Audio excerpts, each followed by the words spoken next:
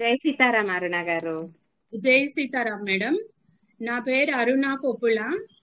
అస్మిన్ పరాత్మన్ 4.0 గురువు గారైనటువంటి మద్ది గాయత్రి గారి మేడం దగ్గర శ్రీమన్నారాయణీయం నేర్చుకుంటున్నాను. మేడం గారి ప్రోత్సాహంతో 25వ దశకము కంఠస్థం చేశాను. నృసింహావతార వర్ణనము చెప్తున్నాను. स्तंभे घट्टयतो हिरण्यकशिपोः कर्णौ समाचूर्णयन् आघूर्णज्जगदण्डकुण्डकुहरो घोरस्तवा भूद्रवः श्रुत्वायं किल दैत्यराजहृदये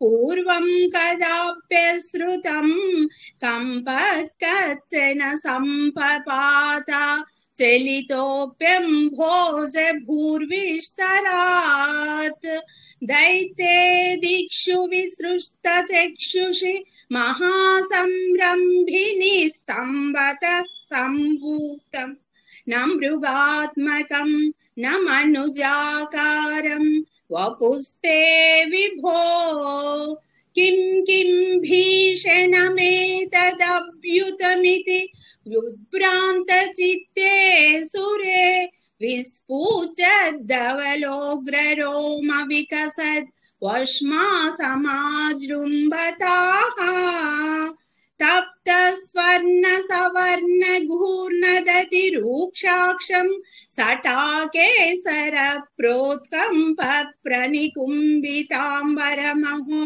जीयातवेदं वपुः व्याप्तव्याप्तमहादरी सकमुखं खड्गोग्रवल्गन्महाजिह्वा निर्गमदृश्यमानसु महादंष्टायु गोढामरम् उत्सर्पद्वलिभङ्गभीषणहनुं ह्रस्वस्तवीयस्तरग्रीवं पीवरदोषतोद्गतनकक्रूरांशु दूरोल्बनं होमोल्लङ्घि घनाघनोपमघनप्रध्वान निर्धावित स्पर्धालु प्रकरं नमामि भवतस्थन्नारसिंहं वपुः नूनं विष्णुरयं निहम्यमुमिति ब्राह्म्यद्गदाभीषणं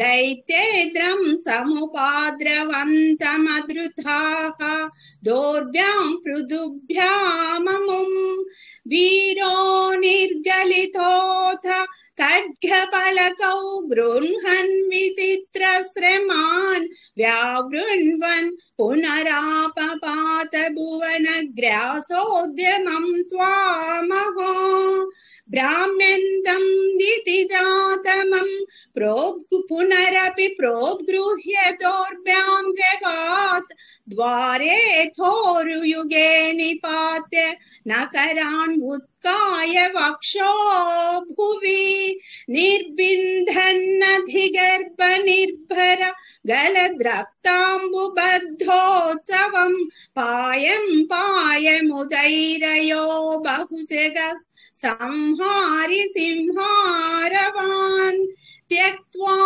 तं हतमाशु रक्तलहरी सिक्तोन्नमध्वश्मनि प्रत्युत्पत्य समस्तदैत्यपटलीं चाकाध्यमाने त्वयि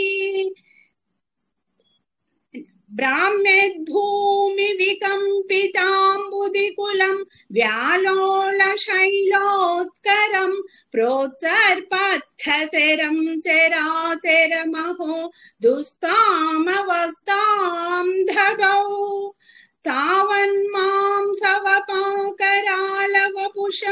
घोरान्त्रमालाधरं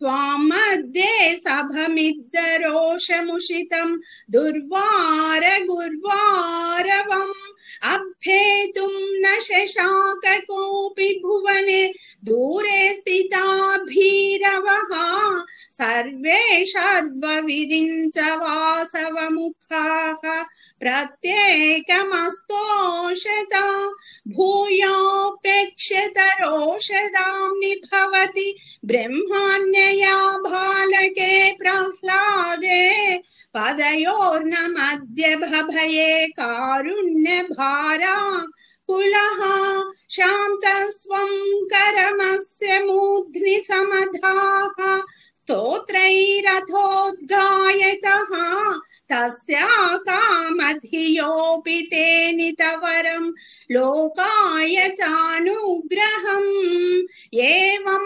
నాటితరౌద్రచేష్టిత విభో శ్రీతాపనీయాభిధశ్రుత్యంత స్ఫుటగీత సర్వమహిమన్ అత్యంత శుద్ధాకృతే తత్తాదృంగ్ నిఖిలోత్తరం పునరహో కస్త్వాం పరోలంఘయేత్ ప్రహ్లాద ప్రియ హే మరుత్పురపతే సర్వమయాత్ పాహి మాం ప్రహ్లాద ప్రియ హే మరుత్పురపతే సర్వమయాత్ పాహి మాం ప్రహ్లాద ప్రియ హే మరుత్పురపతే సర్వమయాత్ పాహి మాం ఉగ్రం వీరం మహావిష్ణుం జ్వలంతం సర్వతోముఖం నృసింహం భీషణం భద్రం మృత్యోర్మృత్యుం నమామ్యహం శ్రీకృష్ణాయ పరబ్రహ్మణే నమః నారాయణాఖిల గురో భగవన్ నమస్తే. జై సీతారాం మేడం. జై సీతారాం. చక్కగా చెప్పారు అరుణ గారు. Very nice. Thank you madam. Very nice అమ్మా. కంగ్రాచులేషన్స్ అరుణ గారు. చాలా సూపర్. కంగ్రాట్స్ అండి. థ్యాంక్ యూ అండి. చాలా బాగా చెప్పారు. చాలా చాలా బాగా చెప్పారండి. చాలా గుడ్ జాబ్. కంగ్రాచులేషన్స్ అండి అరుణ గారు. కంగ్రాచులేషన్స్. 1 month నుంచి చెప్పాలనుకుంటున్నాను మేడం, కుదరట్లేదు. అందుకే అత్తయ్య గారు హాస్పిటల్లో ఉన్నా గానీ ఇప్పుడు ఇంకా వెళ్ళాలి అని ఇంకా కుదరలేదని చెప్తున్నాను madam. Thank you madam. Very nice, very nice అమ్మా. అందుకనే ఫస్ట్ అయినా చదివించేస్తాను. Thank you madam. చెప్పారు అరుణ గారు.